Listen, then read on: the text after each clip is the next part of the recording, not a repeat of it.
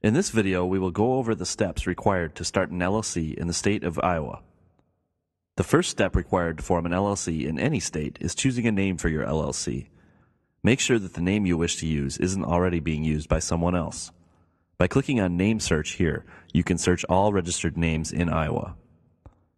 Next, you need to nominate a registered agent for your LLC. The registered agent will receive all official correspondence for the LLC and must have a physical address in Iowa. In Iowa, an LLC may not act as its own agent. We recommend using a registered agent service, such as the one provided here. Click here to learn more about registered agents.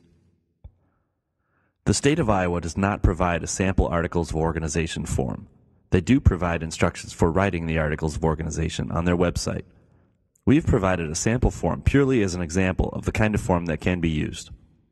Though not a requirement in Iowa, we strongly suggest you have an operating agreement for your LLC, especially if you have multiple members. Click here to download our free sample operating agreement. After filing your LLC, you will need to acquire an EIN, an Employment Identification Number. The EIN is used to identify a business entity for tax purposes and can be considered a social security number for the company. It's provided by the IRS free of charge. You can apply for an EIN online here. You may also print out this form and mail it in or apply by phone. Once you have the EIN, you will need to file for state tax registration. Click here to determine your state's tax obligation. Depending on the type of business you are starting, you may also need to get the appropriate licenses and permits. The U.S. Small Business Administration provides a free, comprehensive guide for helping businesses find the required federal, state, and local licenses and permits.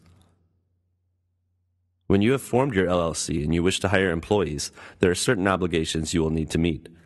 These include verifying the eligibility of the potential employee to work in the U.S., withholding income taxes, and providing workers' compensation. Click here for more detailed information on employee requirements. This concludes our tutorial. We wish you the best in your LLC formation endeavor.